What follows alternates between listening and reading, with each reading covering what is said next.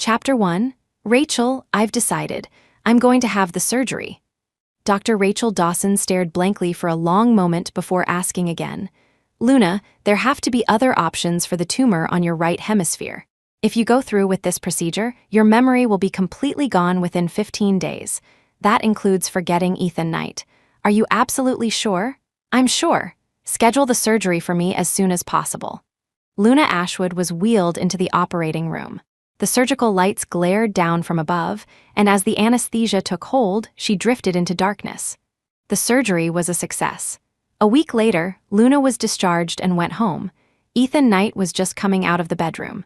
He was dressed in a gray loungewear set, his bronze chest partially visible. Paired with his roguishly handsome and untamed face, it was an intoxicating sight. He walked over to Luna, wrapped his arms around her, and blew a soft breath against her neck. Then he nibbled on her earlobe. Did you have fun at home this past week? A week ago, when she decided on the surgery, she had used the excuse of going home for a week to visit family. Ethan hadn't suspected a thing. My dad even said I should bring you home with me this year, to thank you for taking care of me, Luna said, her expression unchanging. A meet-the-parents situation? Ethan's kisses trailed down her neck, sending shivers like electric currents through her body. An intimate atmosphere began to swirl through the living room in the early morning light. Luna stopped his hands from moving lower, her eyes suddenly serious as she looked at him. Yes. When are you planning on letting my dad know about us? Ethan playfully tapped her nose. My little Luna, you can't say a word. Your dad and I are sworn brothers. If he found out I was with his precious daughter, he'd kill me. I can't win a fight against your dad. Luna remembered the first time she met Ethan Knight. It was her freshman year of high school. He came home for dinner with her father, who introduced him as the youngest of his sworn brothers and told her to call him Uncle Ethan. A young girl's first crush is a powerful thing. She had fallen for this handsome, laid-back uncle almost at first sight. In the years that followed, she often found ways to be near him, hoping to leave an impression. Later, when Ethan moved to Westwood City to build his career, she secretly changed her college applications to schools in the same city. Her family was against it, but they couldn't dissuade their stubborn daughter, so they entrusted her to Ethan's care. In the beginning, Ethan had simply treated her as the child of a friend. That all changed when he was hospitalized after a rock-climbing accident. She had watched over him tirelessly, staying up all night to comfort him. Then she had mustered her courage and given him a shy, tentative kiss. Uncle Ethan, I'm in love with you. Please, let me be your girlfriend. At the touch of their skin, Ethan wanted to push her away, but the faint, sweet scent of hers was intoxicating. His voice at that moment was incredibly hoarse. Are you sure about this, my little Luna? I'm your father's brother. You're supposed to call me Uncle Ethan. I'm sure. You're only 5 years older than me, Uncle. There won't be any gap between us. Her face was as red as a ripe apple. That night was filled with bliss. And from then on, she became Ethan's little girlfriend. 5 years had passed since then. The memories flooded back, but Luna quickly pushed them away. Don't worry, as long as you don't say anything, my dad will never know.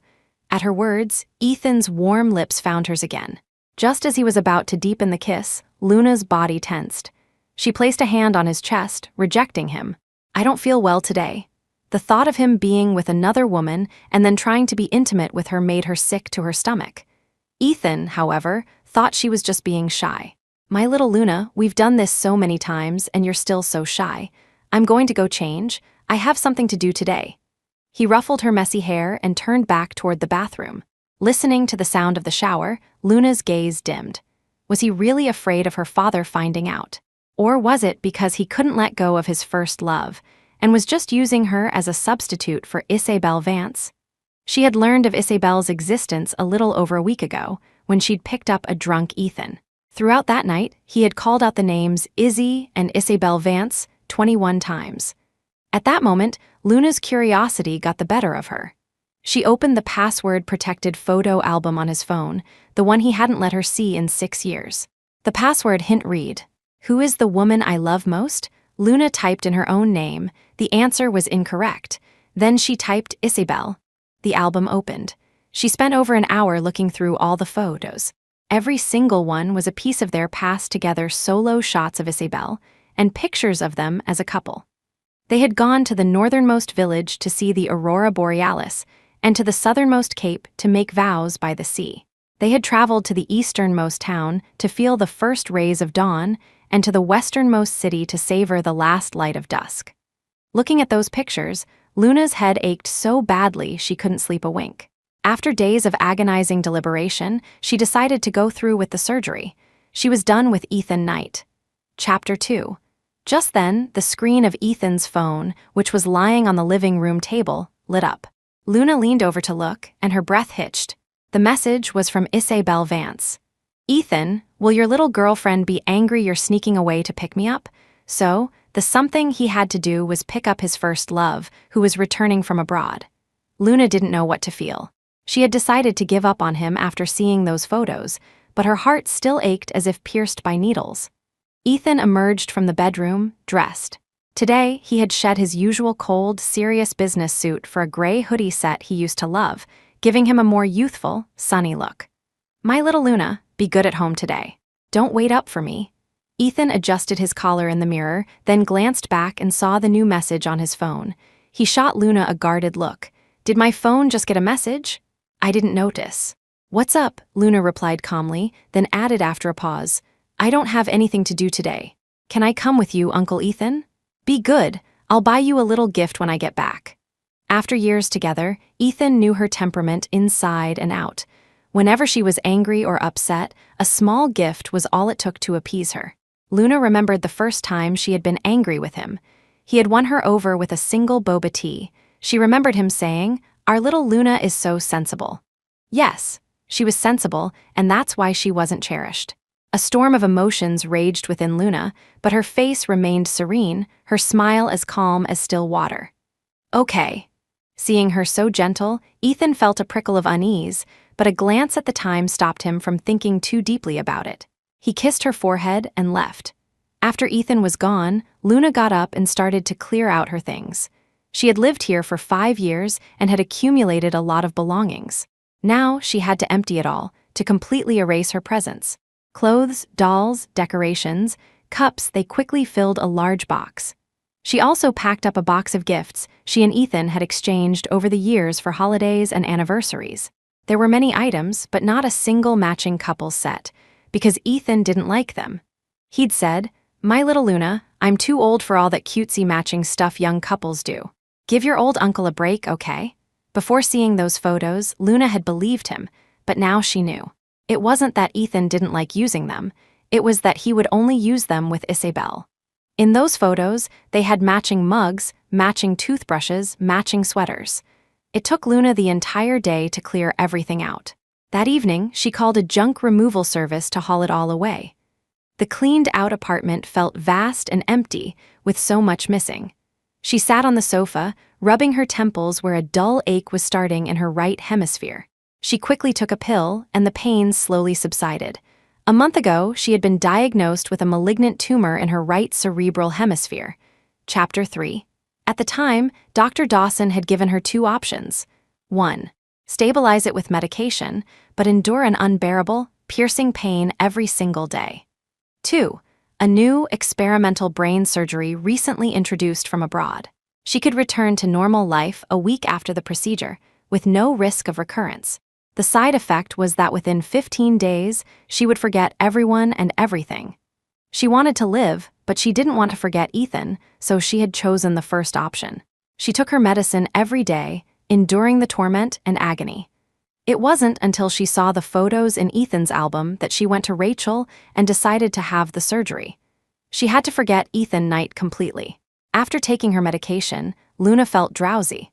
She was jolted awake by a notification for a friend request on her messaging app. The clock on the wall pointed to 7:30.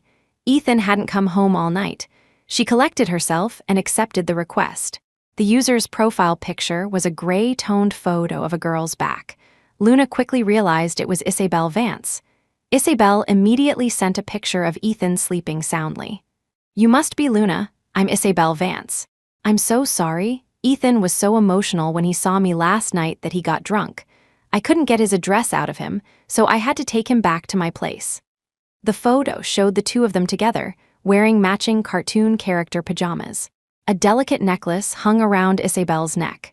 Luna had seen that same necklace in Ethan's coat pocket a few days ago. She had thought it was this year's gift for her. How foolish she had been. And please, don't get the wrong idea. Ethan didn't have a change of clothes at my place, so I had to force him to wear these matching pajamas. Force him? Luna let out a bitter laugh. Would Ethan Knight, with his personality, ever be forced into anything? Only if he wanted to. Isabel didn't reply. She tossed her phone aside and went to make a simple breakfast. Ethan returned around noon, and he brought Isabel with him. Luna was at her desk, writing. After graduating from college, she had become a full-time novelist. Her books sold reasonably well. As soon as he walked in, Ethan noticed that some things were missing. Why does it feel like so much stuff is gone from the house? Hearing his voice, Luna finally looked up and saw Isabel standing right beside him. One handsome, one beautiful, they truly were a perfect match. The house was getting too cluttered, so I threw out some useless junk, Luna said, offering the excuse without batting an eye. Got it. Ethan didn't press the issue. He knew Luna had a habit of decluttering. His reaction made Luna scoff inwardly. In the end, he just didn't care. If he had paid even the slightest bit of attention, he would have known that the junk she was talking about were the various gifts and mementos that belonged only to the two of them. Ethan placed a small, exquisite gift box in front of her. A welcome home gift for you from Izzy. Isabel stepped forward and extended her hand. I'm Isabel Vance. I was worried you might misunderstand things between Ethan and me, so I thought I'd come and explain in person. That gift, we picked it out for you together. She said, we. Go on, open it. Izzy spent a long time choosing it. Luna opened the small gift box. One glance was all it took for her expression to turn ice cold. She pushed the gift back. Thank you, but no. I don't like it. Luna's voice was nearly cracking, but she forced her tears back down. Isabel feigned a hurt expression. Ethan, I'm so sorry. I really thought she'd like this bracelet. It's one of my favorites. Luna, be good and accept it. Izzy chose this gift especially for you. Ethan's tone was commanding, his face darkening. Luna froze for a moment, then finally lost control of her emotions. Especially for me, I've seen this exact bracelet in your photos together countless times. It's identical, maybe even the very same one. What, this is the bracelet Isabel didn't want anymore, so you're giving it to me as a hand-me-down? Chapter 4. Luna unleashed a torrent of words, her emotions spiraling.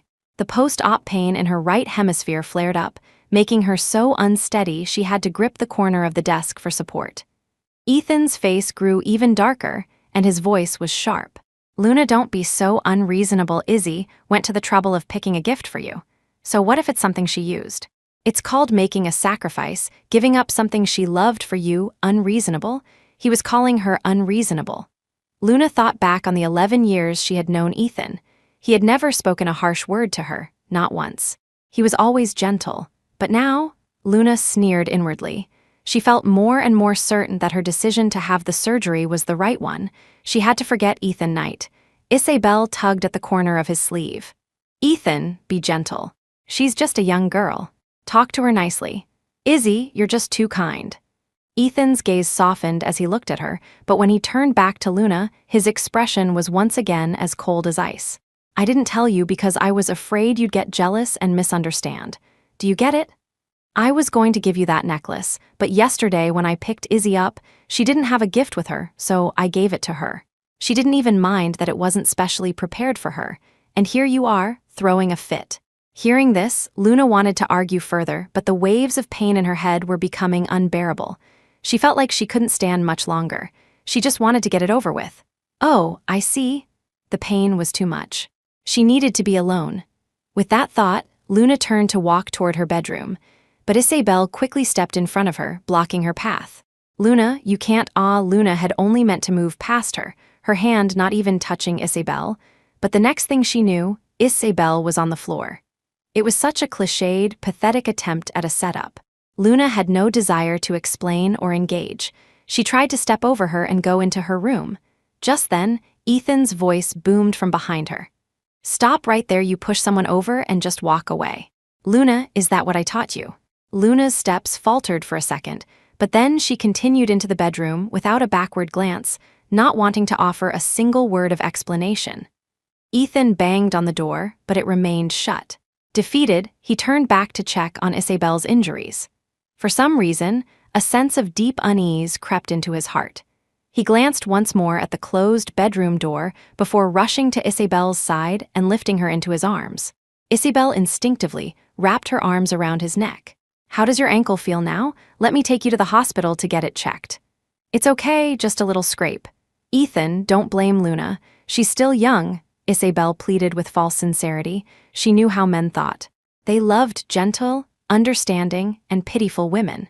She had come back this time to win Ethan back. She had initially thought this Luna girl would be a major obstacle, but now it seemed this stubborn and impulsive little girl was no threat at all. As expected, Ethan's expression hardened several more degrees. "Later, Luna is going to apologize to you." "Thank you, Ethan. You're still so good to me. If only I had." "Never mind, let's not talk about it." Ethan's body stiffened as he held her. Chapter 5. In the bedroom, Luna finally broke down and cried. It started with quiet sobs, but after she heard the sound of a car engine pulling away downstairs, she began wailing uncontrollably. Her head throbbed with increasing intensity. One painkiller wasn't enough, so she took another. Just then, a message from Ethan arrived. "Luna, you need to seriously reflect on your behavior tonight.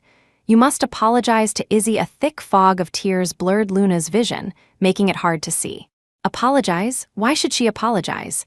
They were the ones who had humiliated her. Isabel was the one who had framed her. She hadn't even touched Isabel. The more Luna thought about it, the more wronged she felt. The tears wouldn't stop. She couldn't control them. Her gaze fell on the notebook beside her. After a moment's hesitation, she picked up a pen and began to write everything down. She felt so wronged and wanted to record it. She was also afraid that if she forgot what had happened, she might actually end up apologizing to Isabel. Pen in hand, Luna wrote, one stroke at a time, until a wave of blackness washed over her and she collapsed on the floor, losing consciousness completely. She didn't know how long she had been unconscious. When she woke up, it was the evening of the next day. Her phone was filled with messages from Ethan. Not a single one expressed concern, they were all rebukes. "Luna, Izzy is in the hospital because of you. Get over here with a gift and apologize immediately. Luna, you're not an ignorant, selfish girl. Don't make me disappointed in you. Luna, answer me. I'll wait for you until tonight. Don't make me come back and drag you here myself." Luna stared at the messages, her mind a blank, until she opened her notebook and remembered what had happened the day before. She didn't reply. Instead, she recorded the events of today. She was starting to regret the surgery. Yes, she wanted to forget Ethan, but she didn't want to forget the pain he had caused her. She spent the whole day at home, reading and writing. In the afternoon, while scrolling through TikTok, her editor messaged, inviting her to an authors' conference in London, UK. Without a moment's hesitation, Luna accepted. She made another decision. After the conference, she would stay there long-term and start a new life. Luna went out to apply for a UK visa, then went to a department store to buy some necessities for her new life abroad. Back home, she packed everything into a suitcase. Her body was still weak from the surgery, so her movements were exceptionally slow. She had to take frequent breaks, but she finally finished packing and hid the suitcase in her closet. Ethan returned at 9 that night. He walked in with a dark expression, roughly pulling Luna up from the bed, his handsome face as cold as ice. "Why haven't you been answering my messages? Let's go. You're coming to the hospital to apologize right now." She looked at the man before her and suddenly found him to be a stranger. She couldn't remember who he was. The words slipped out. "Who are you?" Ethan was so startled he took a few steps back. "What did you say?" But he quickly recovered, assuming Luna was just playing tricks to avoid apologizing. How could she not know who he was? Luna shook her head, and as she looked at Ethan again, the memories slowly returned. The side effects of the surgery were beginning to show. "I'm not going. I did nothing wrong." Once her mind cleared, Luna stubbornly tried to pull her hand away, but the difference in strength between them was too great. She couldn't break free. "You never used to be like this with me, but after Isabel came back, you changed." Before, he would always stand by her side, no matter what. If she made a mistake, he'd take the blame, never having the heart to scold her. But now, everything had changed. Ethan's expression faltered. He knew he had changed, that he shouldn't be treating Luna this way. But when it came to Isabel, he couldn't control himself. He didn't want Izzy to suffer even the slightest bit more. In the hours he'd spent at the hospital, he had listened to Izzy's stories of her years abroad. They had been so hard. Besides, this time, Luna was completely and utterly in the wrong. You did something wrong, so you have to apologize. You're the one who pushed her. I didn't. Did you see it with your own eyes? Ethan replayed the scene in his mind. I saw you touch Izzy, and then she fell. I think even your own father would tell you to apologize in this situation. Come with me. In the end, he dragged her into the car and drove her to Isabel's hospital room. Inside the room, Isabel was lying in bed, playing on her phone. When she saw Luna, a triumphant smirk flickered across her lips. Apologize. Luna turned her head away, biting her lip, her expression stubborn and defiant. She said nothing. Just then, Isabel spoke up. It's all right, Ethan. It's not a big deal. Don't scare Luna. Why don't you step out for a minute? We'll just talk alone. Ethan gave her a worried glance before leaving the room.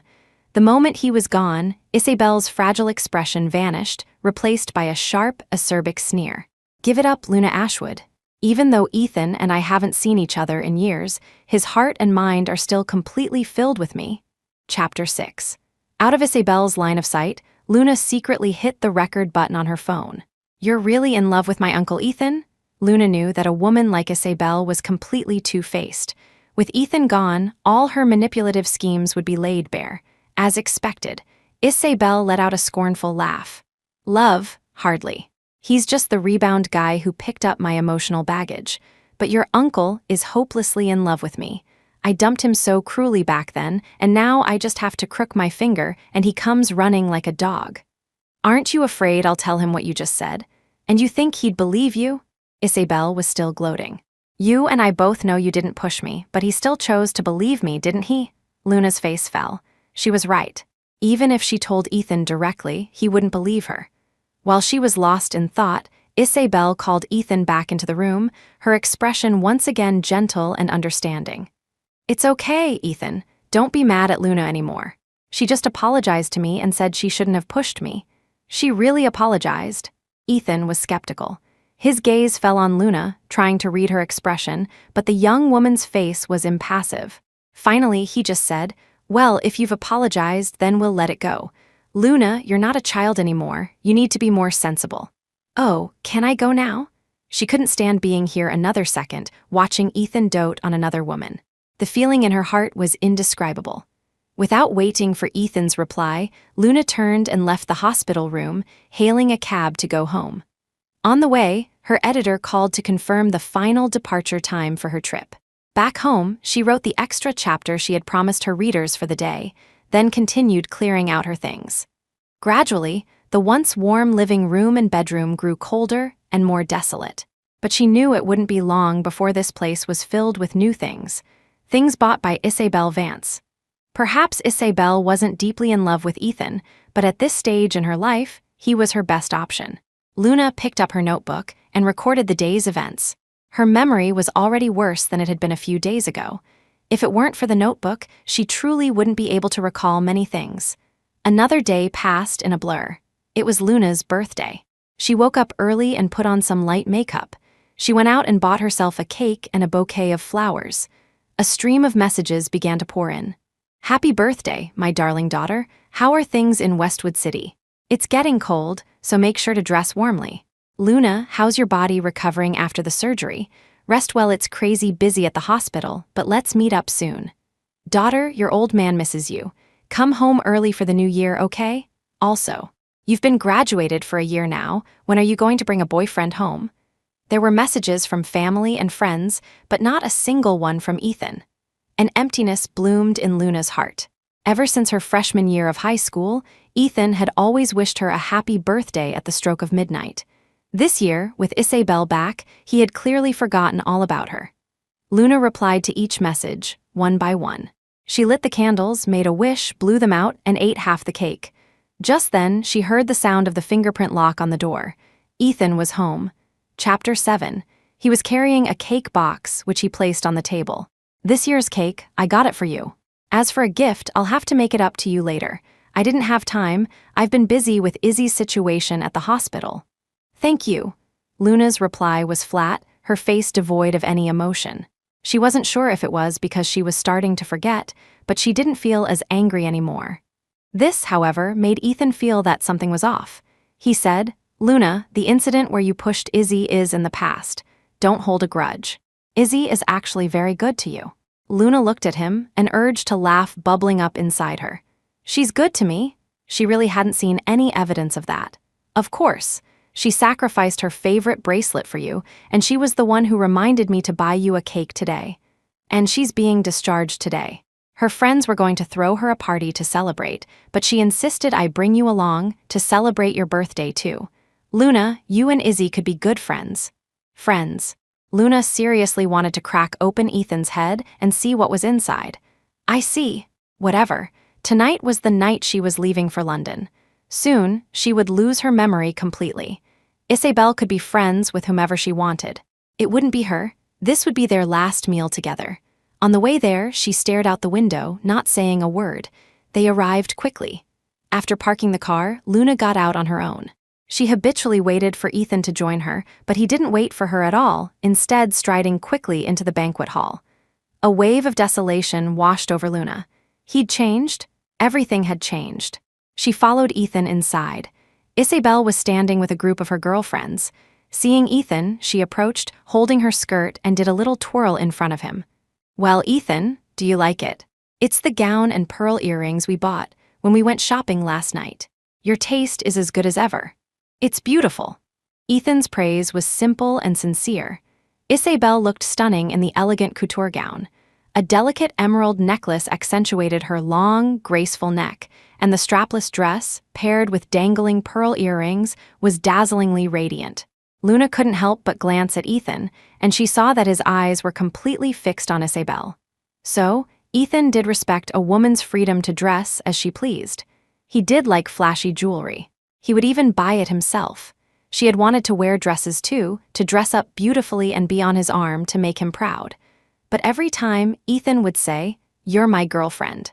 You dress for me to see, understand?" So, her style had always been dictated by his preferences. Now, with Isabel, Ethan was completely different. The room was warm, but Luna felt a deep, heart-numbing chill. After her little show, Isabel finally turned her attention to Luna, pulling her over to introduce her to her friends. "This is Ethan's current little girlfriend, Luna Ashwood. Today's birthday girl." Luna subtly pulled her hand away from Isabel's grasp. Isabel's friends stared at her, making her feel like a commodity being judged. Just then, one of the friends spoke up. "Well, Mr. Knight, are you playing the part of a dead ringer? Has no one told you that your little girlfriend is the spitting image of our Izzy? About an 8 out of 10 match." Chapter 8. The atmosphere in the room instantly became heavy and awkward. Luna began to consciously compare her own features to Isabel's. There was, indeed, a resemblance. So, Ethan had been using her as a substitute for Isabel. Another bitter smile crossed Luna's mind. Whatever, she thought. Soon enough, I'll forget all of this and be gone for good. She picked up her drink and took a few sips, her eyes betraying little emotion. She didn't look at Ethan once. Seeing the silence, the same friend piped up again. "Izzy, you haven't noticed how much you two look alike?" Isabel forced an awkward laugh. "Stop it, Nana. So what if we look alike? Luna is the girlfriend now, I'm just the ex, and Ethan is very good to Luna." "That's only because you weren't around all these years, Izzy. Now that you're back, our handsome Mr. Knight is completely devoted to you, right? Mr. Knight, you still haven't forgotten our Izzy, have you?" The friend turned her gaze to Ethan. Ethan didn't answer directly, instead changing the subject. "Let's eat. Let's not talk about this." "Right, let's eat. Little Luna, happy birthday." Isabel was the first to raise her glass. Luna raised her own glass in a perfunctory toast. She had no appetite and barely touched her food.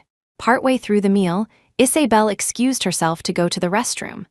With only the others left in the private room, the same friend, Nana Brooks, couldn't hold back any longer. Without Isabel present, her tone became even more aggressive. "Yes, Mr. Knight, our Izzy dumped you back then. But wasn't that because you were useless? Now she's come back specifically for you, and you're being all wishy-washy. Isn't this little girl just a substitute you found? Now that the original is back, shouldn't the stand and make her exit?" She didn't have Izzy's patience. She spoke her mind directly. "Luna Ashwood, If you have any decency, you should bow out gracefully. Izzy and Mr. Knight are the perfect match. You're just our Izzy's substitute, nothing more. Ethan's brow furrowed. He instinctively glanced at Luna beside him, but to his surprise, she seemed completely unfazed. She was just eating her dessert fruit. For the first time, Ethan felt like he couldn't read her at all. He had no idea what she was thinking. A flicker of panic shot through him, but the thought of how much Luna loved him quickly dispelled that unease. Luna, it was the first time he had said her name all evening. Luna just hummed in response. Just then, Ethan's phone rang. Bell's urgent, tearful voice came through the line. Ethan, I just stepped out to buy something, and a group of thugs surrounded me. I had to defend myself and I hurt one of them, and now they're going too. Ah, no, don't. Through the phone, Ethan heard the distinct sound of clothes being torn. I'm on my way. Ethan hung up and bolted out of the room, his dark eyes filled with a fury and panic Luna had never seen before. Luna's chair was blocking his path. He didn't hesitate, shoving her aside.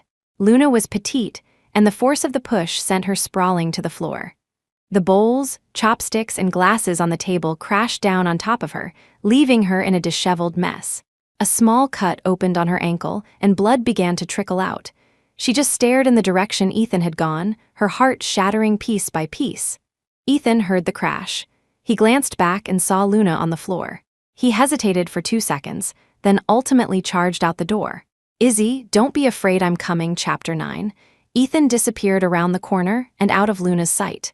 Luna gritted her teeth against the pain and pulled herself up, walking outside. A crowd had already gathered. Isabel's hair was a mess, and there were red marks on her face and neck. She was sobbing, tears streaming down her face. Ethan, save me? Ethan stood opposite her, radiating a dangerous aura. He addressed the men holding her. Let her go. At that moment, Ethan was surrounded by several men, all holding wooden bats. The gang leader sneered, let her go? Bullshit, my buddy just wanted to buy this chick a drink, and she smashed a bottle over his head. We just sent him to the hospital. Just name your price. A drink, right? I'll drink with you. My girlfriend doesn't drink. The word girlfriend registered in Isabel's ears. She blinked, then a triumphant smile spread across her face. Naturally, the word also reached Luna's ears. Of course. In his heart, his girlfriend had always been Isabel. Her heart plunged into an abyss. The leader laughed coldly. You think my brothers want a guy to drink with them? I'll give you 2 choices. Name them. The veins on Ethan's forehead bulged. He didn't dare make a move, terrified the men would hurt Isabel. The leader's eyes darted around before he spoke. First, your girl drinks around with all my brothers. If she can't handle alcohol, juice is fine. The point is, she drinks with us. Second, my brother's head got smashed by your girl. I won't ask for 10 times the pain, just 3. There are beer bottles over there. You smash them over your own head, and remember, they have to break and you have to bleed. Everyone waited for Ethan's choice. Luna watched him too. In her heart, she already knew the answer, but she wanted to see it for herself. Ethan, pick the first one. I can drink juice. Ethan managed a grim smile. How could I possibly choose number 1? He glanced at the leader, then walked over to a nearby table without a moment's hesitation. He picked up a beer bottle and prepared to bring it down on the back of his own head. Crash, crash, crash, Ethan smashed 3 beer bottles over his own head. Blood spurted from the wound, a gruesome sight. His face went deathly pale as he collapsed. You've got guts, the leader gave Ethan a thumbs up. To do that for a woman, damn. Isabel was released. Crying, she ran to Ethan's side, collapsing into his arms. Ethan, why are you so foolish? I'm sorry, I'm so sorry. I should have never left you. Can we get back together? Please, weakly, Ethan wiped away her tears. Don't cry. This moving scene unfolded before Luna's eyes. After calling for an ambulance, she turned and walked away. As Ethan watched her lonely figure retreat, he felt as if something precious was slipping away from him forever. He wanted to chase after her, but the searing pain in his head stopped him. The ambulance arrived just then. Luna returned home, utterly crestfallen. She took a shower, packed her remaining luggage, and left the USB drive with the recording on the desk, along with her notebook. Inside the notebook was their past, her pain, every little detail. She sent a final goodbye text to Rachel, then snapped her SIM card in half, threw it away, and inserted a new one. She took one last look at the room she had lived in for years, then dragged her suitcase out of the apartment complex. Outside, a light rain had begun to fall. The sky was gloomy and overcast, as lifeless as stagnant water. She hailed a taxi and put her luggage in the trunk. "To the airport, please," on the way. The car sped along, and as Luna watched the scenery recede, her mind filled with images of all the places she and Ethan had gone over the years. But some of the memories were already blurry. Ethan Knight, goodbye forever. Soon, I will forget you, completely and utterly. Chapter 10. After a 10-hour flight, Luna Ashwood landed in London. That evening, the publishing company's event organizers had arranged for her to stay in a hotel. She stood by the window, gazing out at the unfamiliar city and its foreign landscape, contemplating her next steps. It wasn't until a dull ache began to throb in her right hemisphere that she turned to rest.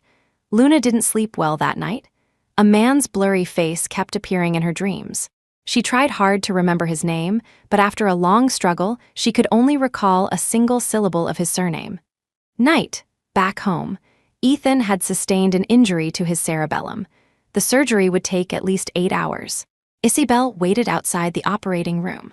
Ethan's close friend, Cole Edwards, rushed to the hospital as soon as he heard the news. The moment he saw Isabel, he understood everything. Barely able to contain his fury, he stormed up to her.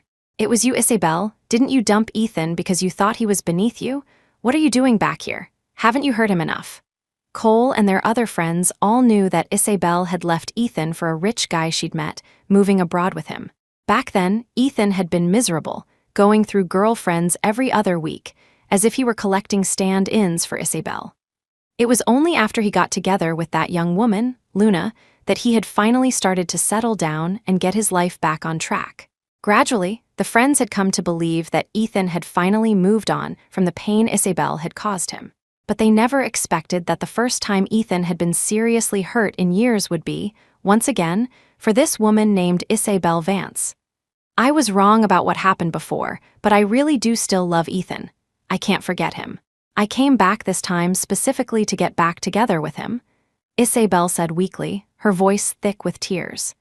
"Ethan doesn't need your love, and he doesn't need you back. If you really cared about him, you would stay away from him, do you understand?" Isabel said nothing, just turned her head away.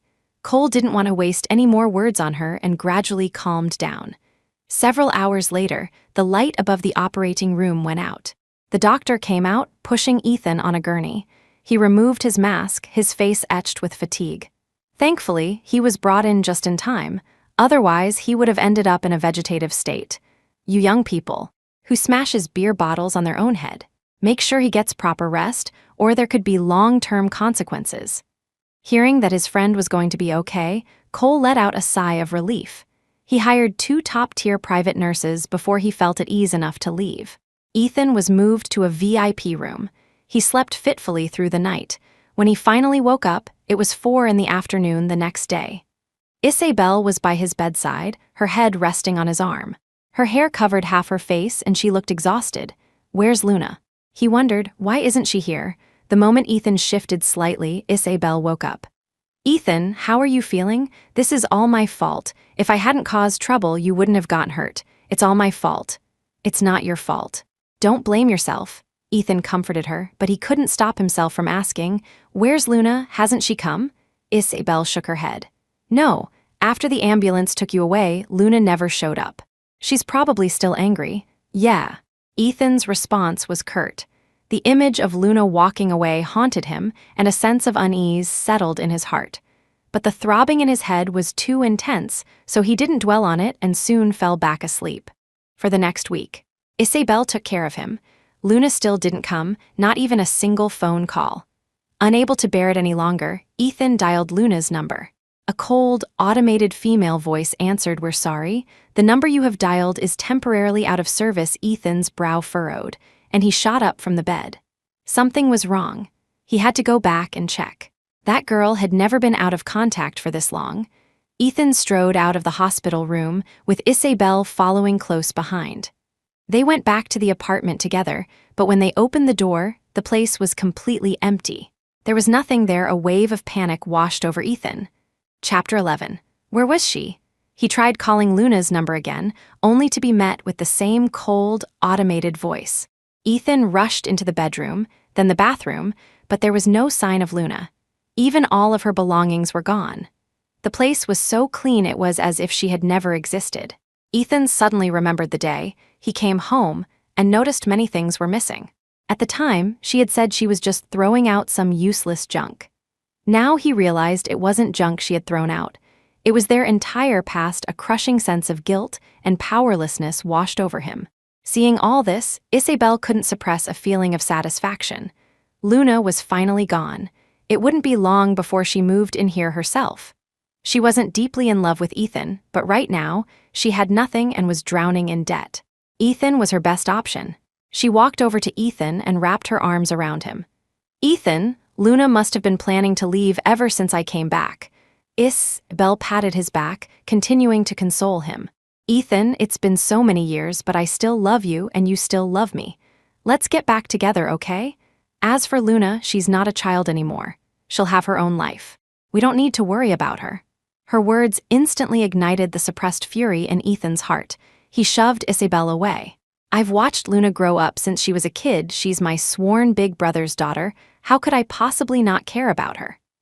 If David found out Luna had gone missing in Westwood City, he'd come here and kill him. All of his sworn brothers knew about his relationship with Luna, except for her father. Isabel never expected Ethan to push her. She stumbled back a few steps and fell to the floor. Seeing this, Ethan felt a pang of guilt and helped her up. "You should go home for now. I need to be alone for a while." "But your injury," Isabel said, a hint of concern in her voice. "I'll be fine, don't worry." Isabel left. She understood men like Ethan, being too clingy would only backfire. As for Luna, she had left so cleanly and decisively, it was unlikely she would ever come back. That little girl was no match for her. Just then, Isabel's phone rang. The name, The Cage, flashed on the screen. Her face turned pale with fear. But she didn't dare ignore the call. "What do you want now? Didn't I tell you not to call me?" Ethan, oblivious to Isabel's phone call, sat alone in the empty apartment, looking for any sign that the girl had left something behind. He thought that if she had left even one thing, it meant there was a chance she would come back. Suddenly, his eyes landed on a small table partially hidden behind the curtain. There seemed to be something on it. Ethan walked over and pulled back the curtain. Sure enough, on the small table sat a notebook and a USB drive. He couldn't resist opening the notebook. His pupils contracted and his face visibly darkened. October 15th. Sunny. A week after being diagnosed with the tumor, after seeing the pictures of Ethan and Isabel, I found peace. I agreed to Rachel's surgery. In 15 days, I will forget everything, including Ethan Knight. October 18th. Light rain. Ethan gave me a gift. It was a hand-me-down from Isabel. I was so angry. But what I didn't say was that when I saw him that day, it took me several seconds to remember who he was. October 20th. Cloudy. I'm realizing I can't remember so many things, but I don't want to forget the pain. So I have to write it down. Today is my birthday. Isabel's friend called me her substitute. Looking at Isabel's face, we do look alike. I don't want to be a substitute. I have to leave. Chapter 12. As Ethan read the notebook, tears he didn't realize he was shedding fell and touched his lips, tasting of salt. He suddenly remembered that morning, when he had come home to drag Luna to the hospital to apologize. She had asked him, "Who are you?" At the time, he thought she was faking it to get out of apologizing. He now knew that her memory was already slipping away. He was a monster. He deserved to die. Ethan slapped himself hard across the face, then plugged the USB drive into his laptop. Soon, Isabel's voice filled the room. It was nothing like her usual gentle tone. Instead, it was sharp and aggressive. "You're really in love with my Uncle Ethan?" "Love? Hardly. He's just the rebound guy who picked up my emotional baggage. But your uncle is hopelessly in love with me. I dumped him so cruelly back then, and now I just have to crook my finger, and he comes running like a dog. You and I both know you didn't push me, but he still chose to believe me, didn't he?" After listening to the entire recording, Ethan slammed the laptop shut, his handsome face dark as ink. He never imagined Isabel could be that kind of woman. Time, he realized, really could change so much. For the next 2 days, Ethan did nothing but search frantically for any trace of Luna's whereabouts. That night, he received a call from Luna's father, David Ashwood. "Ethan, have you been able to reach Luna? I haven't been able to get a hold of the girl for almost a week, so I had to call you." "Big brother, don't worry. I'm looking for her right now. Rest assured, Luna is safe with me. The kid's just throwing a little tantrum. It's nothing." After much thought, Ethan decided not to tell David the full truth about Luna's disappearance. "Well, I appreciate it, Ethan. Luna has been a lot of trouble for you over the years. We'll have to get together for a good drink when the new year comes." "Sounds good, no problem." The two brothers hung up. Ethan lay on the sofa, racking his brain for any other place Luna might have gone. Suddenly, he remembered the publishing website she wrote for. He found their number on the author benefits page and dialed it. This was his last hope. The call connected. "You have an author named Luna, right? Has she been in contact with you recently?" "Luna. I know her. She was on the invitation list for our authors' conference in London." After thanking them, Ethan hung up and immediately booked a flight to London for that night. He threw a few things into a bag and headed straight for the airport. "Luna, wait for me. I'm coming." Chapter 13. London, UK. The authors' conference concluded successfully. While the other authors returned home with the group, Luna stayed behind, ready to start her new life. She rented a few small cottages and opened a charming bed and breakfast, the courtyards filled with a stunning array of flowers and plants. She also adopted a small black poodle, naming him Domino. Her days were filled with a pleasant rhythm, attending to guests during busy times, writing new chapters for her novel when it was quiet, and even starting a lifestyle blog and social media channel. Life was peaceful and content. By now, Luna had forgotten almost everything about her past. Sometimes, fragments of memories would flash through her mind, and she would think of that man whose name started with Knight. But she didn't dwell on it, simply living her life in the present. Ethan Knight arrived in London the next morning. He went to the hotel, addressed the publisher had given him, and started showing Luna's photo to people in the area. He had no other choice. London was a massive city. Finding one person was like looking for a needle in a haystack. Ethan asked person after person until he approached a man in his early 20s. The man recognized Luna immediately. "Isn't that my boss? Are you looking for her? You know where she is?" Ethan was ecstatic. It had been almost a month. He was finally going to find her. "Yeah, I do. I'm actually on my way to work now. I can take you.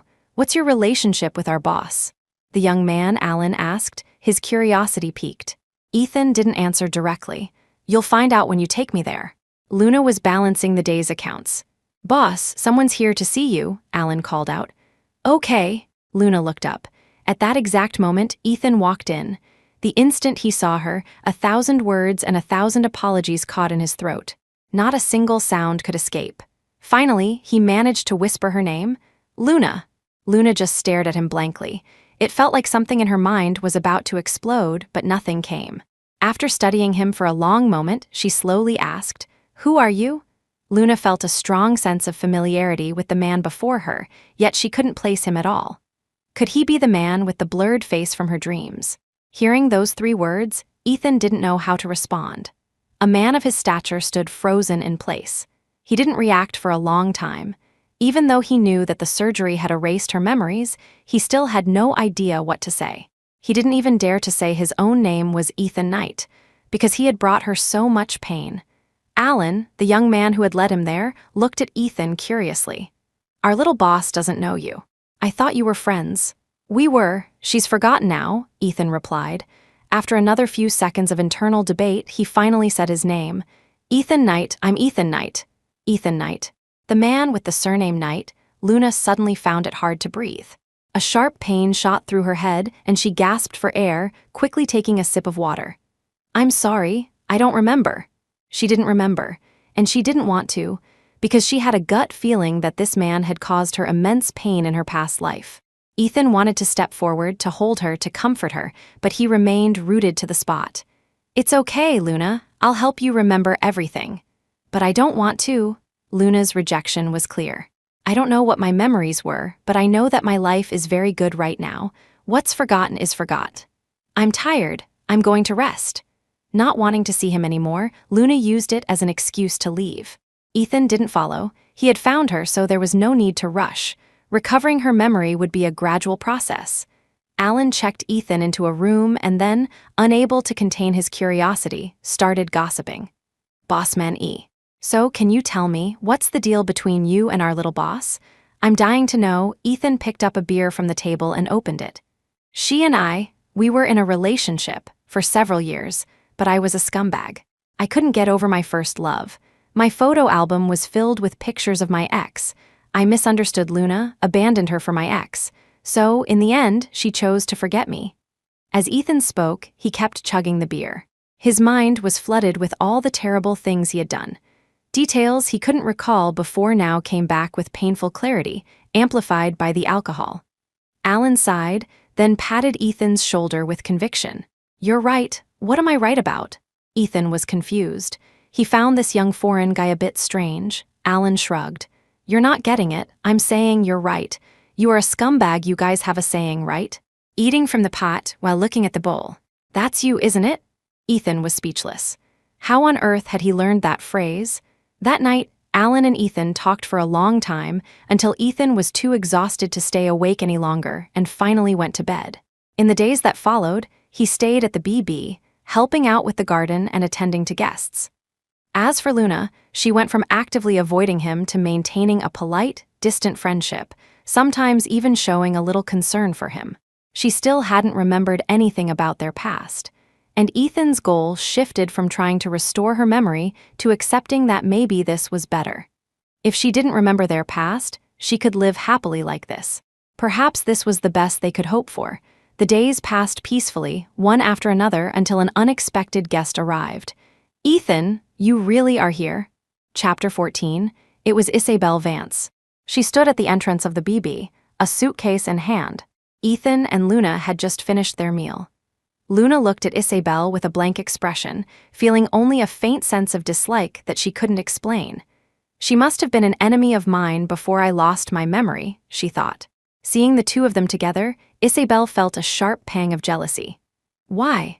Why was Ethan willing to travel thousands of miles to find Luna, but when she had left all those years ago, he hadn't chased after her? Ethan, I've been looking for you for so long. And Luna, I found you too.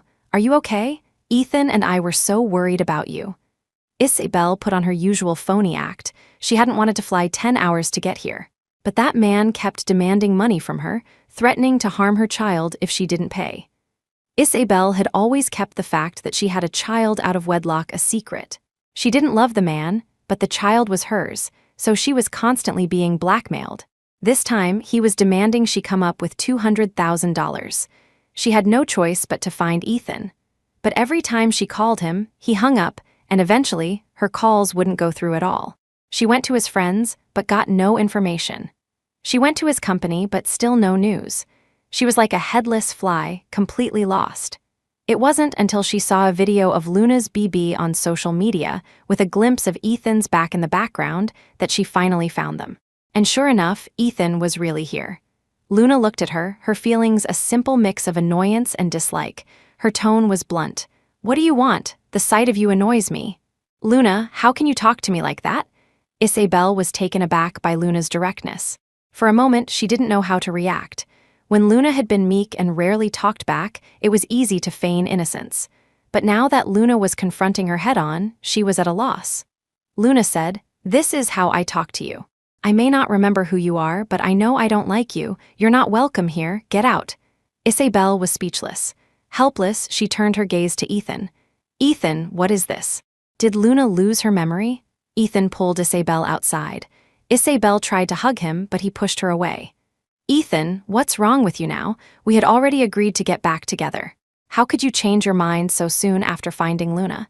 Ethan, did you ever really love me? Isabel demanded, her voice full of hurt.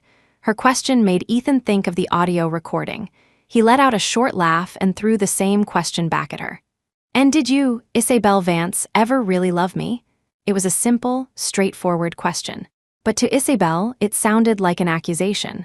She tensed up, trembling slightly, but she quickly suppressed her anxiety and answered, "Love, of course I did.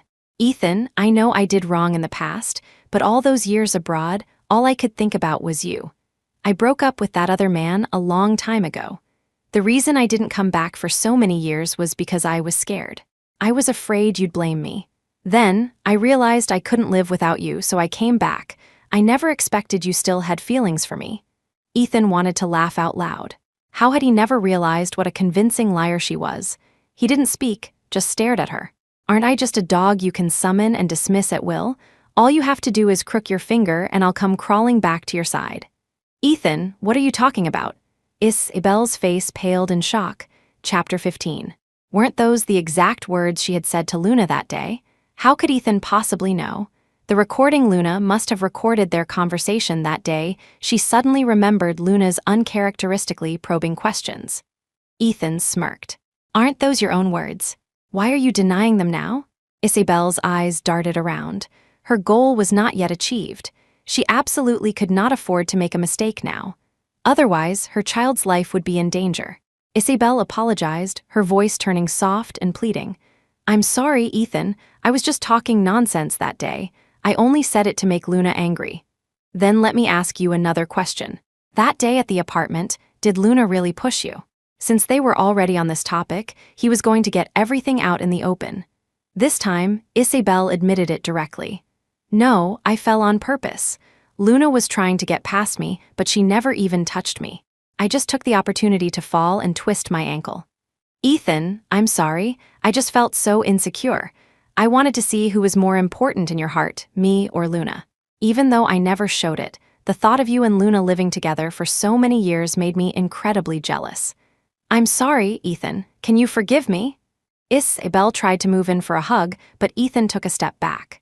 I'm sorry, Izzy, but I've done a lot of thinking these past few days. I asked myself who I truly love, you or Luna, and now I have my answer. It's Luna. Years ago, when Isabel left, he had been heartbroken, drowning his sorrows in alcohol. The presence of other women had been a temporary distraction from the thought of her. But this time, when Luna disappeared, Ethan found that his mind was completely consumed by her. He couldn't focus on anything, his only desire was to see her again. And so, he understood. The one he loved was Luna. Isabel was silent, calculating her next move. She had to get Ethan to forgive her now, otherwise her child. But before she could speak, Ethan continued, You should go back, live your own life, and don't ever bother Luna again. Ethan turned and walked away, back to helping Luna with her work. Luna still treated him with a polite, distant warmth. She still didn't know the full story of their past, but she knew their connection ran deep. Sometimes, in the quiet of the night, Luna would try to recall her past, but the memories wouldn't come. If she forced it, a sharp, throbbing pain would erupt in her right hemisphere. Watching their peaceful, harmonious scene, Isabel felt a fresh wave of bitterness. She was about to go and confront Luna when her phone rang again. It was the cage. Isabel didn't want to answer, but she had to. She glanced around to make sure no one was listening, then answered the call, her voice impatient. What now? I'm already doing what you said. Can you please stop calling? I ask you to get a few million, and it's this hard. I'm in deep with some new debts, and these guys are saying they're gonna kill me. The man's angry tirade came through the phone, followed by the sound of a child crying. Isabel's heart leaped into her throat. Don't you dare touch the child, she's your child too, she said frantically. Mommy! The child's pitiful cry echoed through the phone. Chapter 16. The man on the other end just laughed. I'll give you 3 days, $5 million. Wire it to me, or I'm selling this little brat. Even though the kid was his, he had never felt any affection for children. They were just leverage to use against women. Besides, plenty of women were willing to have his kids. Isabel was nothing special. Isabel was frantic, terrified the man would do something terrible to her child. Her voice was choked with sobs as she spoke.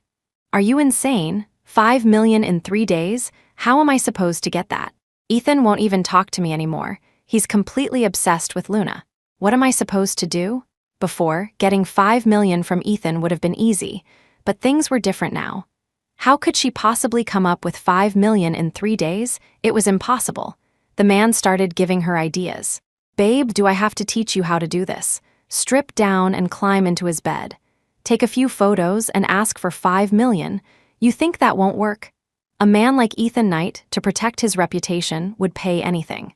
Not just $5 million, he'd give you even more. No, what do you take me for? Aren't you that kind of woman? That's how you ended up in my bed in the first place, isn't it? The man retorted. Look, I'm not going to argue with you. 3 days, $5 million, or else watch out for your kid's life. Isabel wanted to say more, but he had already hung up. Hearing the dial tone, Isabel felt like she was going to lose her mind. A child is always a mother's greatest weakness, her unbreakable bond. After sitting alone for a while, Isabel went to find Luna. I need to talk to you. She had thought it through. If she really did sleep with Ethan, knowing his personality, she wouldn't get anything out of it. That was her last resort. For now, her only option was to work on Luna. Luna had never liked Isabel. Seeing her approach, her expression remained flat. If you have something to say it quickly and then leave. I dislike you on a visceral level.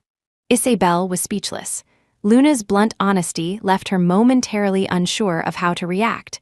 Her temper was certainly much worse than before. After a moment, Isabel took out her phone, which was filled with photos of her and Ethan. Luna, the truth is, Ethan is my boyfriend. Look, these are all photos of us together.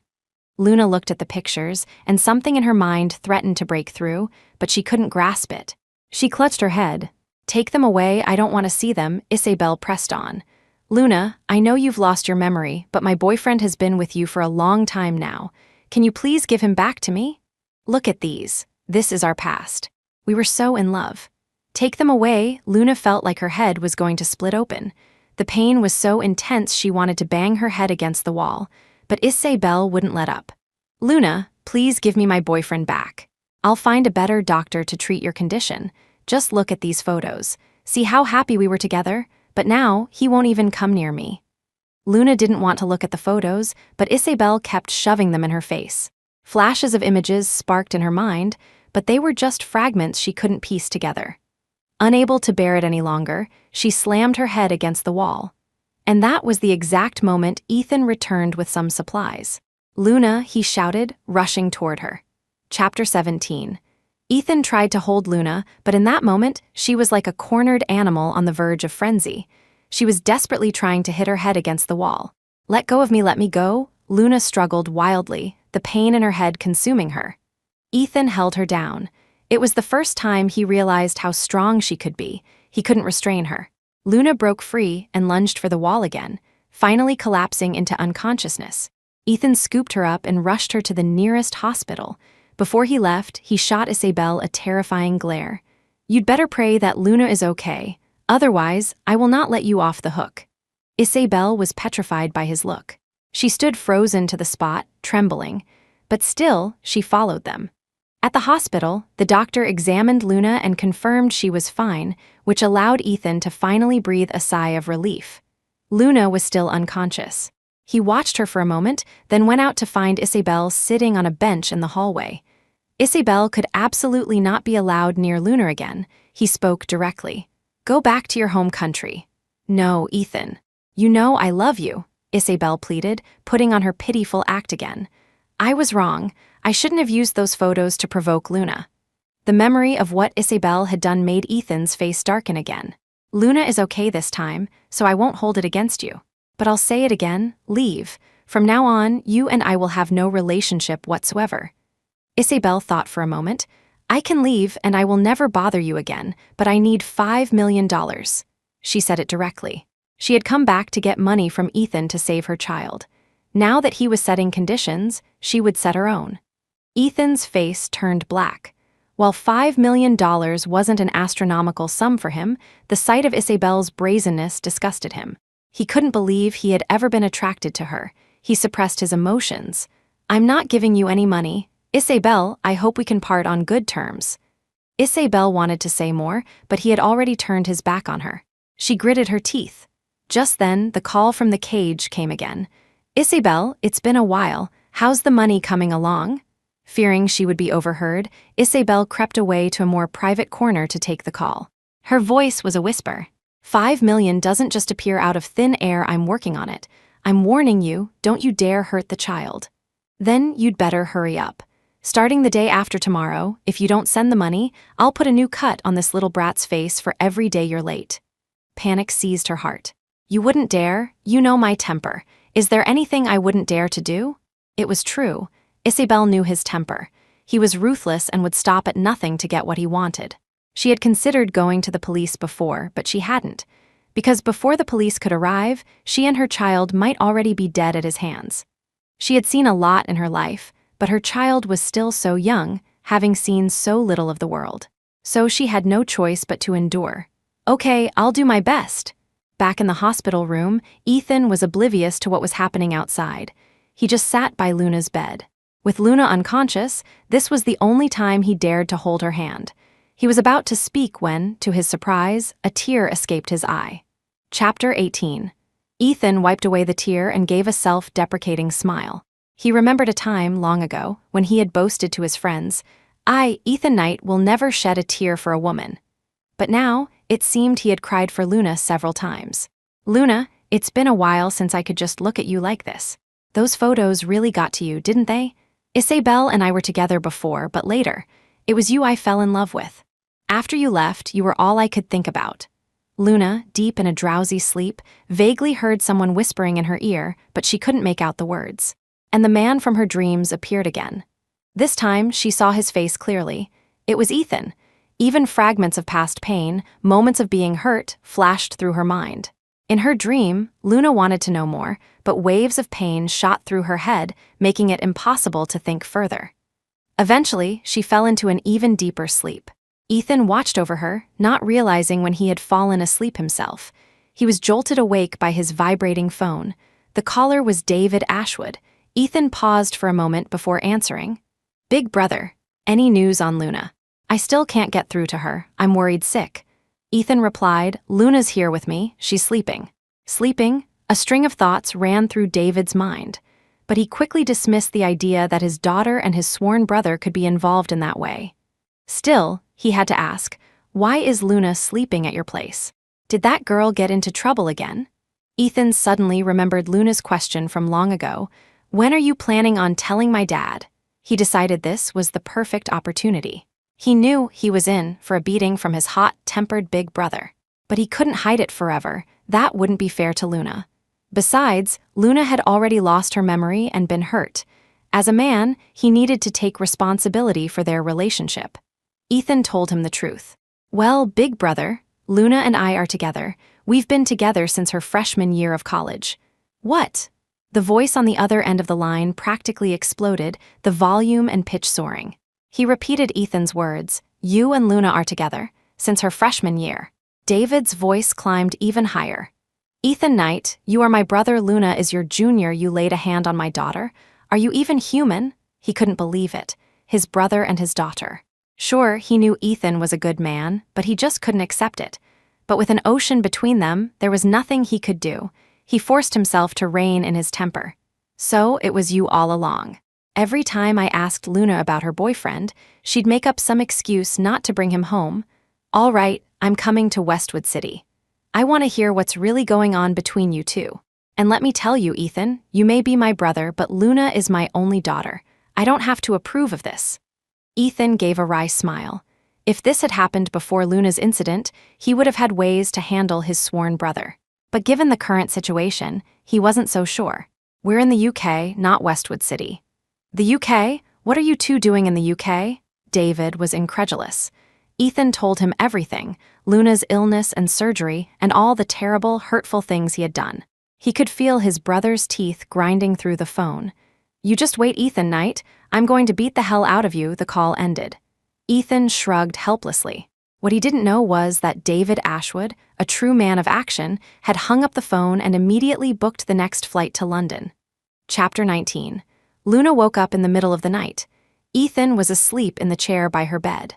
She looked at him, still unable to remember their past. But she felt a strange, inexplicable emotion toward this man. It was a feeling she couldn't quite put her finger on. Luna wanted to keep watching him, but a wave of fatigue washed over her, and she quickly drifted back to sleep.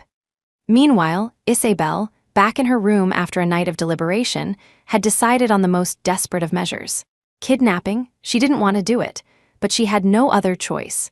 If she didn't do something to Luna, her child's life would be in peril at the hands of that man. Isabel hired someone for a high price to abduct Luna. The man's job was easy.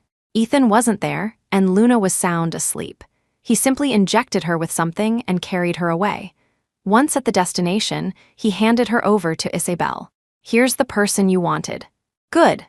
Soon after, Ethan discovered Luna was missing. He quickly checked the security footage and saw that she had been taken by someone. He didn't recognize the man, but his gut told him Isabel was behind it. Here in London, Luna had no enemies, except for Isabel. Just as Ethan was about to call Isabel, a call came in from her. "You're the one who paid to have Luna kidnapped, aren't you?" Ethan demanded. "I am. Give me $5 million and I'll let her go," Isabel stated her purpose. "I've given you so much over the years. Give me $5 million and I'll leave you alone. I won't ever bother you again." Ethan was disgusted with her. His voice turned cold.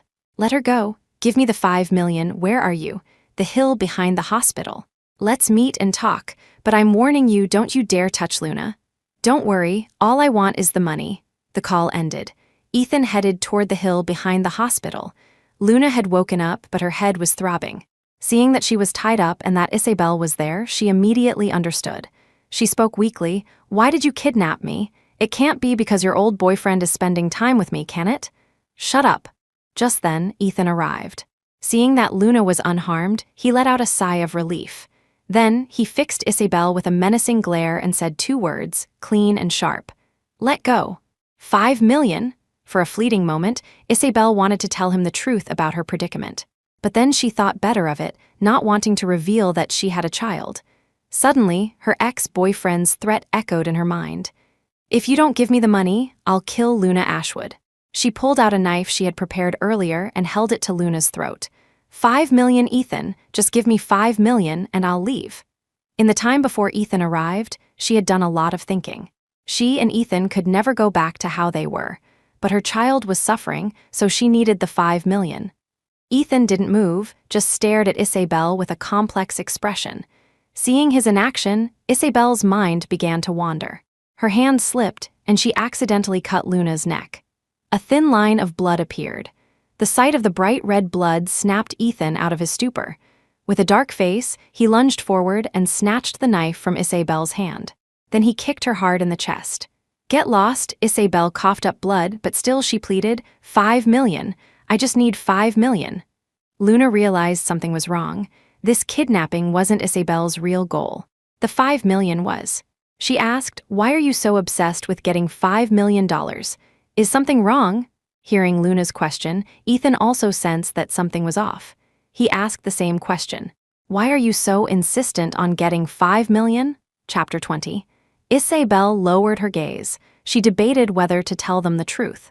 After a few seconds of hesitation, she decided to confess everything. "I had a child during my years abroad, but the father is human scum. He's a gambler and took out loans from loan sharks. Recently, he demanded $5 million from me, and the deadline is tomorrow. My child is still with him." Once the words were out, Isabel felt a weight lift from her shoulders. The floodgates opened. "My child is a little girl, she's so lovely, but she's being threatened right now. I had no other choice but to do this." Ethan was stunned, but he still believed that the child was innocent. There was no reason for Isabel not to tell him the truth. Even though their relationship was over, he would still help in a situation like this. "Why didn't you just say so?" "I didn't want you to know I had a child." She didn't want Ethan to know, for reasons she couldn't quite explain herself. But now that it was out in the open, Ethan was her last hope. She looked at him with sincere eyes. "Ethan, I know I've done a lot of terrible things, and there were reasons for it. One was that I wanted to get back with you, and the other was for my child. But these past few days, I've seen how you feel about Luna. I've made up my mind. I'll step aside and never bother you again. But Ethan, can you please give me $5 million? You can even consider it a loan." At this point, nothing else mattered. The most important thing was to get the money and save her daughter from that monster. Ethan studied her. His gaze made Isabel think he didn't believe her, so she hurriedly took out her phone to show him a picture. "Ethan, look, this is my daughter. She's so cute. I'm not lying to you. I wouldn't lie about something like this."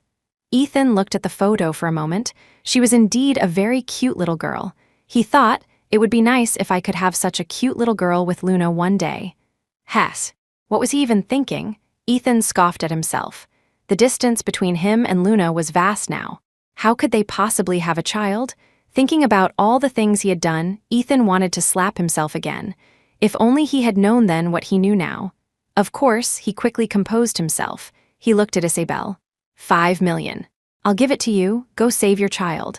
But after this, we will have no contact. Don't ever come and disturb my life again. As he spoke, Ethan's expression was exceptionally cold. Isabel was taken aback, but she quickly nodded. Okay, I promise. Right now, the 5 million was the most important thing. What happened in the future could be dealt with later. Ethan arranged for $5 million to be transferred to Isabel's account. The moment she got the money, Isabel left. Ethan rushed to untie Luna. Luna looked at him and suddenly asked, "What exactly happened between us in the past?" Lately, she felt that Ethan had been very good to her. There were even moments when she felt her heart stir. But her dreams were filled with fragments of being hurt, of crying. That must mean this man had hurt her deeply in the past. Ethan's hands stilled. What's past is past. All you need to know is that from now on, I will be good to you. Chapter 21. Things were actually pretty good now. They maintained a friendly but not too close distance. He wasn't being driven away. If Luna remembered everything that had happened, he definitely wouldn't have the chance to be by her side. Luna pressed, "Tell me, did you hurt me?" "Yes," Ethan nodded. He decided that if Luna kept asking, he would tell her everything he had done. But to his surprise, she didn't ask any more questions. They returned to the BB together. When Alan saw them return together, his gossip-loving heart started to beat faster. "Bossman E, were you and our little boss out on a date? Has she forgiven you for all the scummy things you did?" Ethan's face darkened. He just couldn't understand it. Alan was a foreigner, so why did he have the same insatiable curiosity as his own people? Ethan shot him a glare. "None of your business. Get back to work," Alan pouted. "Don't talk to me like that. You're not the boss around here." Though he grumbled, he obediently went back to work. That glare from Ethan really did have a threatening quality to it. Ethan watched Alan walk away and couldn't help but smile. But when he turned around again, the smile vanished from his face. Because David Ashwood was standing right in front of him. Ethan froze. Luna also saw the man at the door. She felt a strange sense of familiarity, a warmth. She wanted to remember who he was, but she couldn't. David saw his daughter, too. He noticed how much thinner she had gotten in just a few months, and tears instantly welled up in his eyes. He walked over to Luna and took her hand. Luna instinctively wanted to pull back, but her body wouldn't let her. Still, she couldn't help but ask, "Excuse me, sir, who are you?" David was stunned for a moment. Then he remembered what that scumbag Ethan had told him. Through his tears, he explained, "Luna, it's me, Dad." "You don't even remember your own father?" "Dad." Luna obediently said the word. Then she added, "I'm sorry, I have amnesia. I don't remember a lot of things from before." "It's okay. If you can't remember the past, then let it go. As long as you're healthy and safe, that's all that matters. Your well-being is my greatest wish." Luna felt a warmth spread through her heart. She didn't doubt the man's identity. Even though she had amnesia, the sense of closeness she felt with him was undeniable. "Big brother, I'm taking care of Luna. You should be able to rest easy." Thump Ethan never expected that the moment the words left his mouth, he would be met with a fist. "I've been wanting to do that for a long time, you scumbag." David threw one punch, but he wasn't satisfied.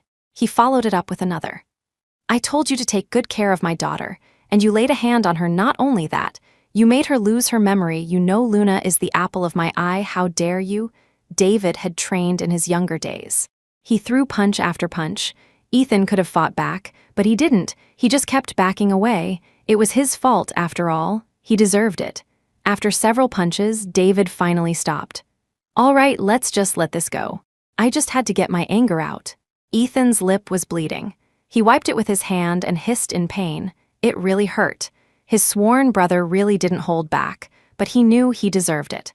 Luna had just stood by and watched him get beaten without any intention of stopping it. When it was over, she had the kitchen make 2 dishes for her father. Even though she didn't remember him, the natural bond between father and daughter was undeniable, and their interaction was harmonious.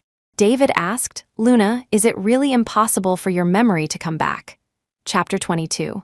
Luna shook her head. She didn't know. She couldn't remember why she had lost her memory, but it was definitely because of the brain surgery. She thought for a moment and replied, "It's okay.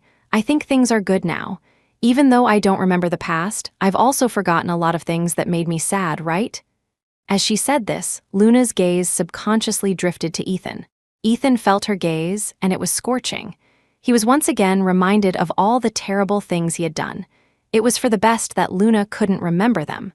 Without those memories, he still had a chance to win her back. Ethan said, "It's probably impossible. Rachel did the surgery, so we'll have to ask her. But Big Brother, I think things are good now, too." David didn't answer. He had to admit they had a point. This was good, too. At least his daughter was happy now, running this little BB. After eating, David took a nap. In the evening, he took Luna out shopping. He went on a spree, buying everything he thought his daughter needed. The pile of things grew into a mountain. Clothes, blankets, all sorts of household items, and even some trinkets that young girls would like. David wanted to buy more, but Luna stopped him. "Dad, please don't buy any more. I really can't use all of this by myself. Are you sure you have enough?" "I have enough." He had bought 4 blankets alone. They were running out of space to put everything. David doted on his daughter. "Well, if you need anything, just tell me. I may not be rich, but I still have enough money to provide for my daughter." "Okay." Not to be outdone, Ethan, who was with them, also rushed to buy things for Luna. If David bought clothes and blankets, he would buy wardrobes and dressers. They needed somewhere to put all that stuff, right? Watching the two men, who seemed to be competing for her affection, Luna was at a loss for words. In the end, she accepted everything. They were all exhausted when they got home that night and went to bed early. The next few days passed peacefully. David finally entrusted his daughter to Ethan. Before returning to his country, he pulled Ethan aside, his expression serious. "I'm not going to dwell on what happened between you and Luna. I've already beaten you for the hurt you caused her, so we're even. From now on, you are not to bully Luna. She is my only daughter. Big Brother, don't worry. No matter what happens in the future, I will protect Luna with my life. I will never hurt her again." Ethan's promise was solemn, his dark eyes filled with sincerity. Now, in the future, forever, this life, the next, he would never hurt Luna again. And he wouldn't let anyone else hurt her either. Luna was his big brother's life, and she was his life, too. David's flight was at 2 in the afternoon. Ethan and Luna went to see him off. As he was leaving, David told them to come back for the new year, and they both agreed. What neither of them expected was that when they returned from the airport, they would see Isabel standing at their door. Unlike her usual glamorous self, this time Isabel looked haggard, with visible bruises and cuts on her face and body. Luna couldn't help but frown. What was this? Even Ethan's pupils constricted slightly. Seeing them, Isabel looked as if she had found a lifeline. She dragged her injured body toward them. She reached out to grab the corner of Ethan's shirt, but Ethan took a step back, subtly avoiding her touch. Chapter 23. If you have something to say it. Isabel burst into tears, pleading, "Ethan, I know I shouldn't have come back to you, but I'm completely out of options. That bastard took the 5 million and didn't give me back my child. He used it to gamble again.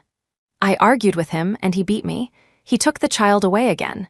Ethan, can you please give me some more money? I'll pay you back in the future."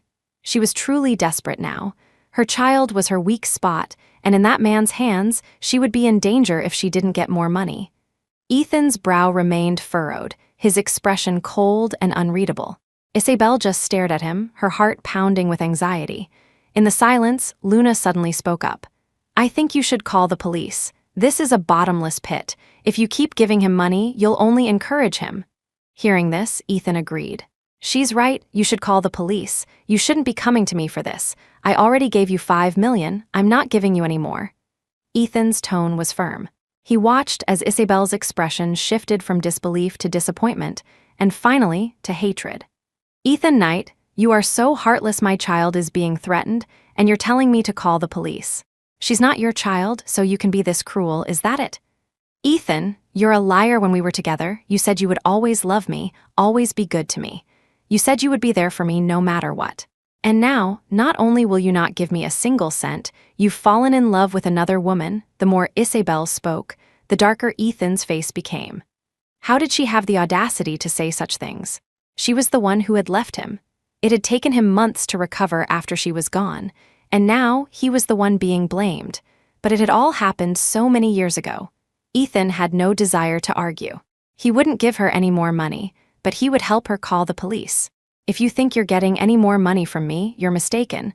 I can help you call the police. If you can't accept that, then leave. I have no obligation to solve your bottomless pit of a problem." Luna added, "You really should call the police." "Ethan Knight, you will regret this," Isabel stormed off. Ethan didn't think much of her threat. But that night, Isabel put on some makeup to look even more haggard, used some eye drops to make her eyes red, and transformed herself into a picture of pitiful vulnerability. Then, she started a live stream. "Hello everyone, my name is Isabel Vance.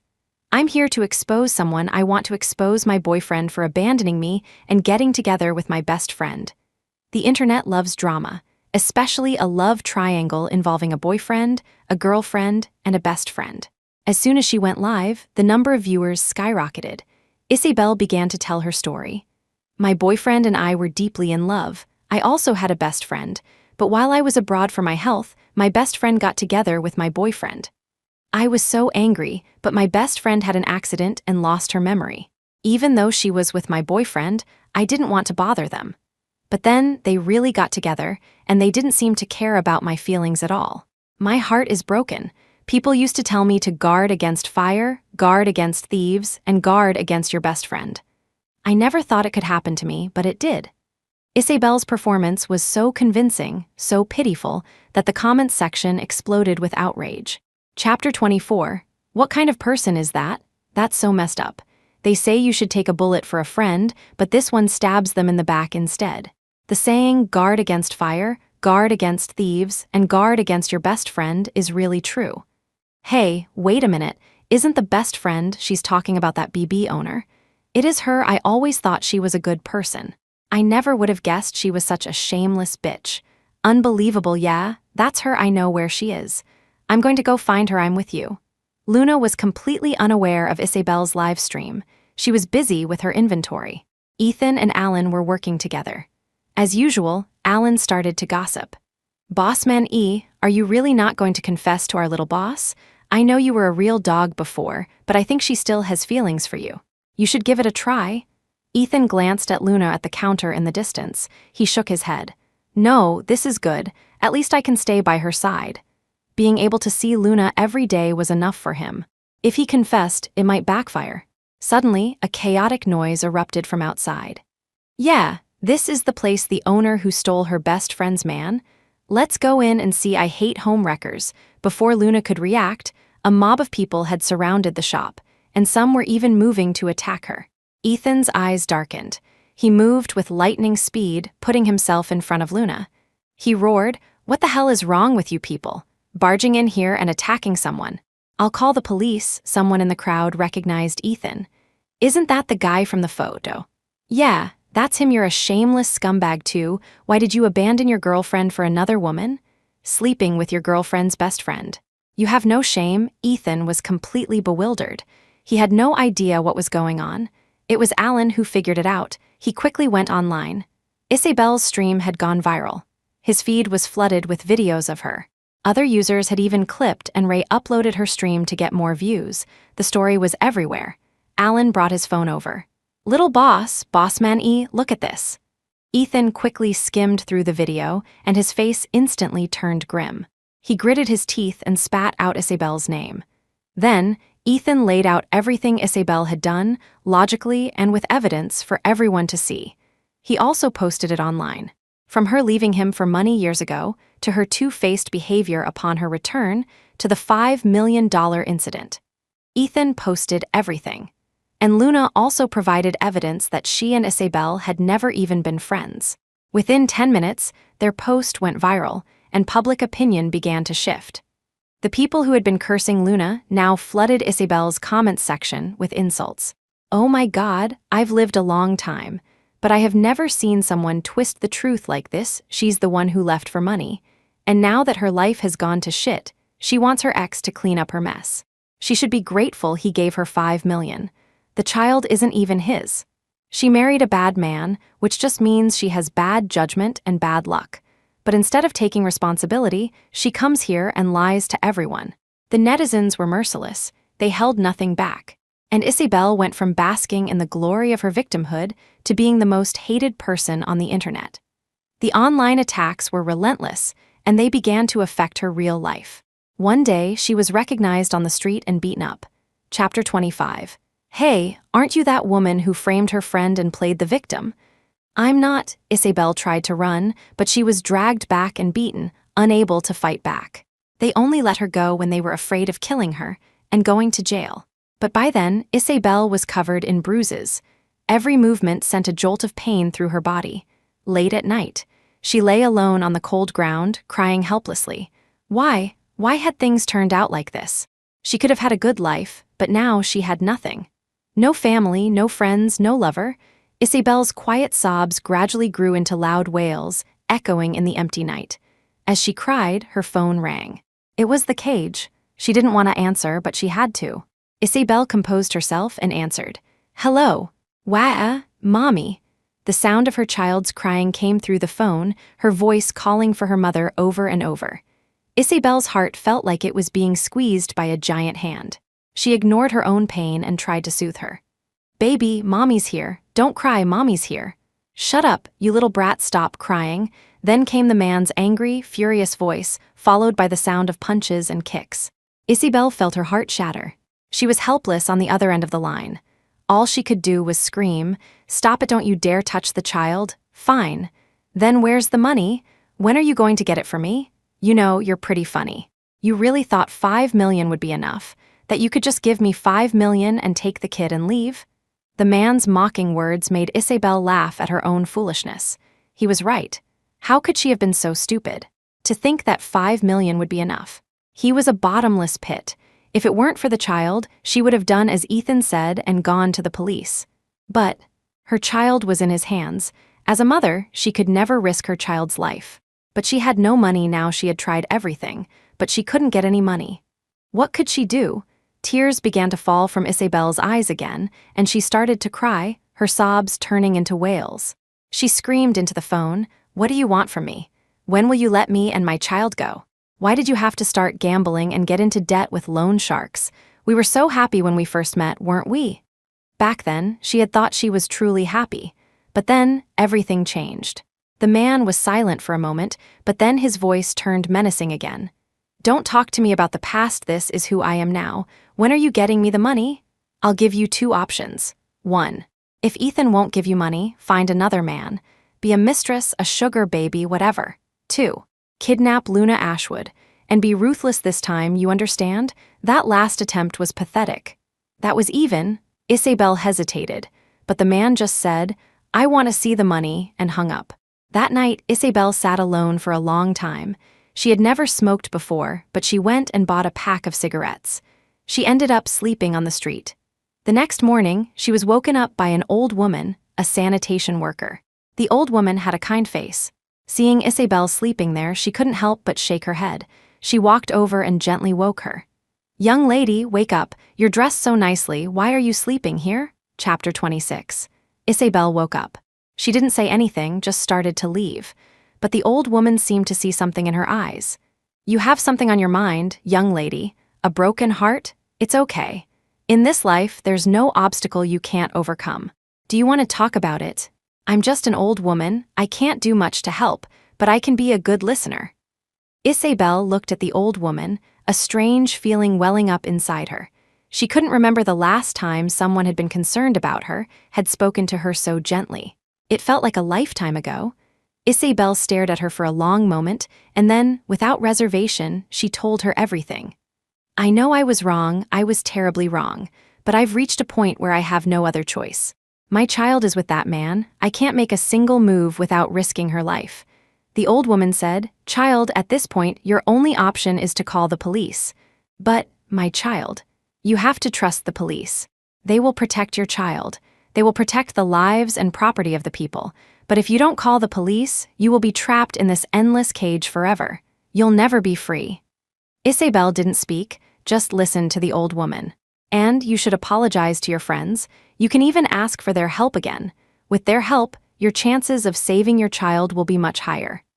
Isabel's heart was beginning to soften, but she had done so many terrible things. Would Ethan forgive her? And Luna? She was worried, but the old woman's next words convinced her. Sincerity is met with sincerity. If you truly apologize, they will help you. Or I can go with you. Isabel shook her head. After a few seconds, she made her decision. No, I'll go by myself. After talking for a while longer, Isabel left the old woman. She cleaned herself up and went straight to Luna's BB. It was still early. There weren't many people at the BB yet. Luna and the others had just finished breakfast. They were not happy to see Isabel suddenly appear. Isabel noticed, of course, but she knew why she was there and ignored their expressions.